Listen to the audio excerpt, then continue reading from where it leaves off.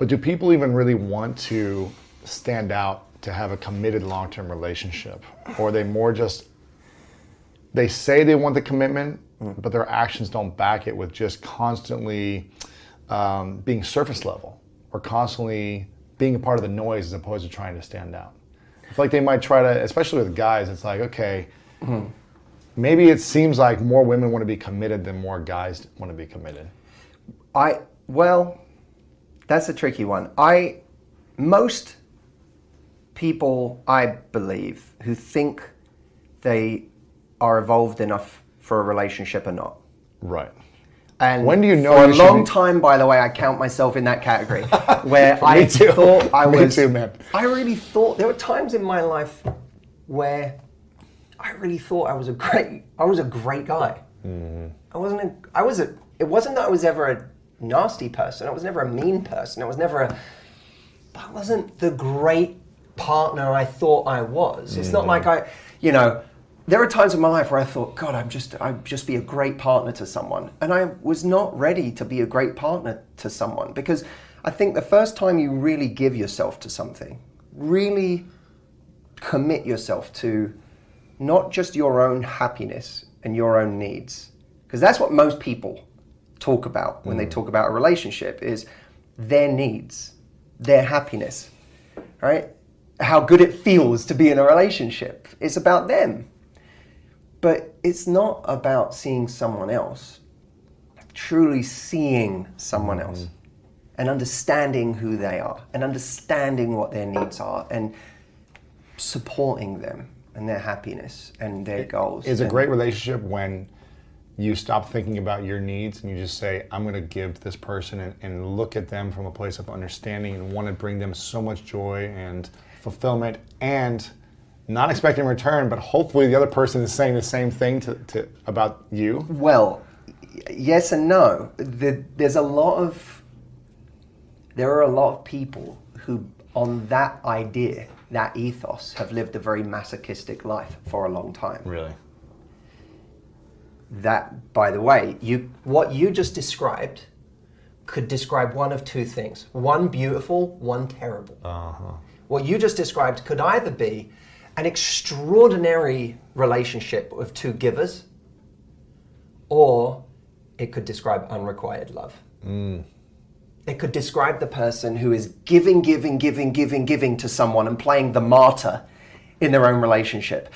They keep ignoring me. They keep, not meeting my needs. They keep being selfish. But I am just going to show up and be my best partner and love them and give my all. And one day they will turn around to meet me in that. Right. Many people have caused tremendous suffering to themselves and wasted a lot of good years. So is it both give to yourself, make sure you're asking for what you need, but also giving?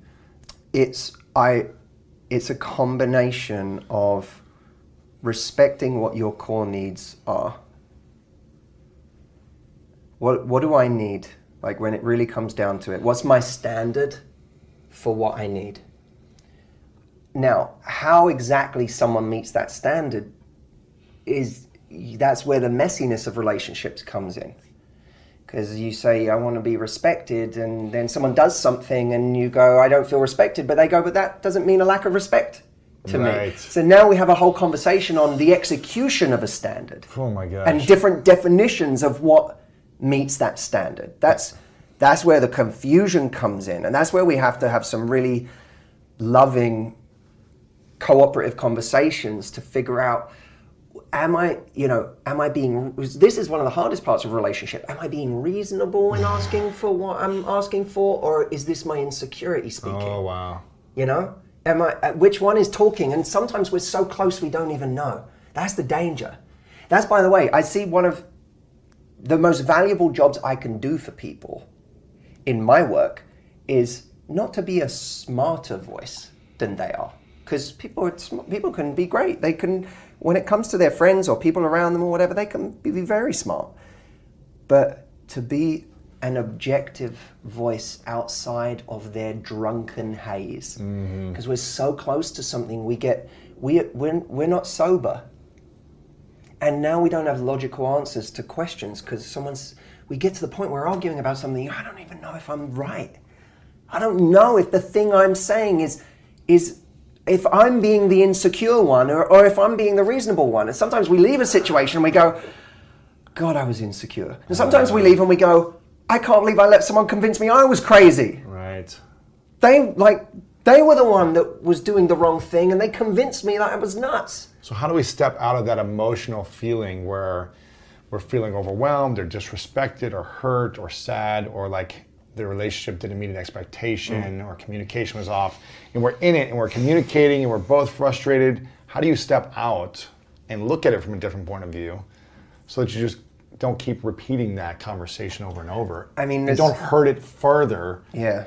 I think we have to have a really healthy combination of always questioning ourselves and saying, where is this coming from for me? And would it really hurt me to compromise on this standard? Mm-hmm.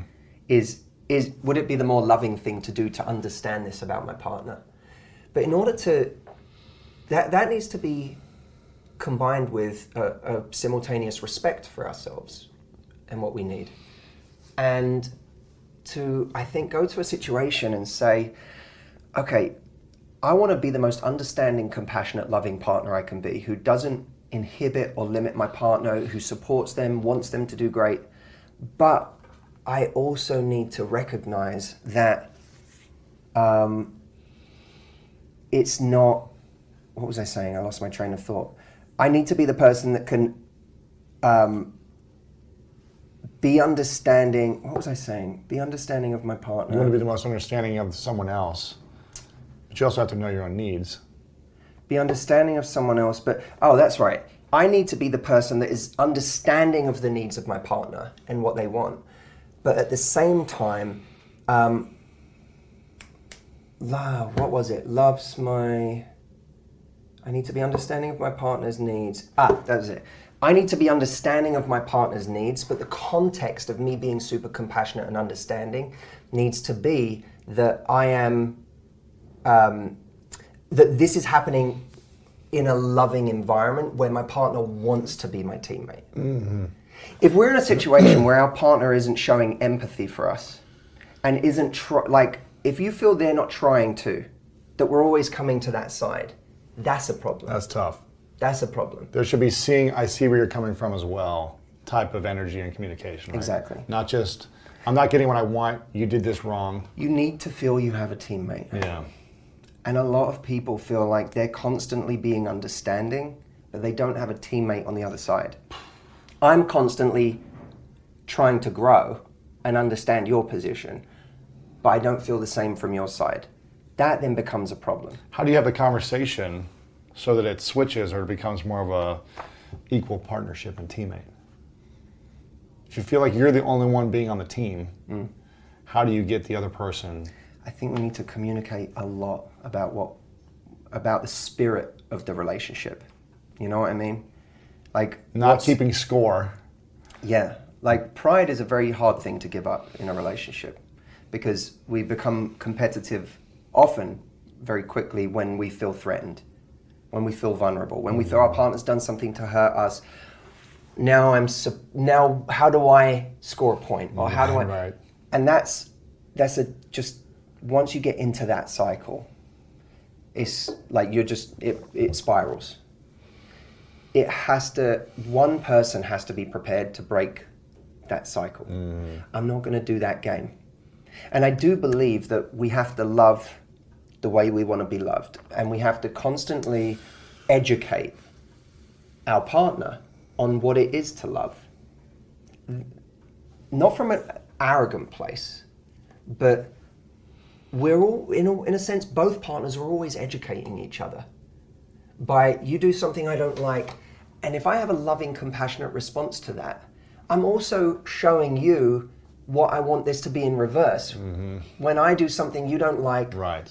Here's the response I want. I'm not attacking you. Not a game-playing response, not a, like if you see a partner, you're in the early stages of a relationship and you feel your partner was really flirting with someone over there, having a conversation about something that made you feel uncomfortable, but from a loving place and from a kind place and from a place of, that made me feel, you know, it hurt me to see that, and not, I'm going to blame you and I'm going to do this, I'm going to get angry, but that, you know, that made me feel uncomfortable.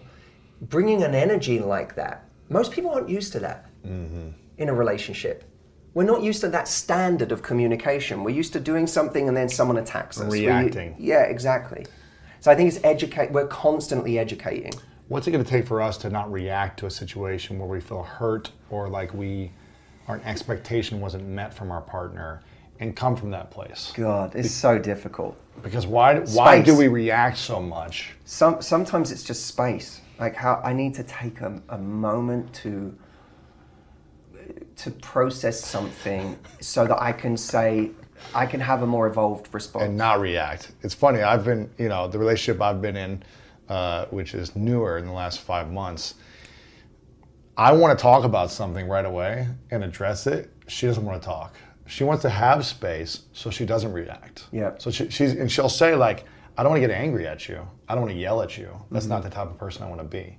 So I'd rather just not talk. And then I'm in limbo and I'm like, I just want to like resolve this thing. Let's at least communicate and then we can move on as opposed to holding on to something for half a day or a few hours. Yeah. Here's the thing, space is easy when you get a text you don't like, you know, or when you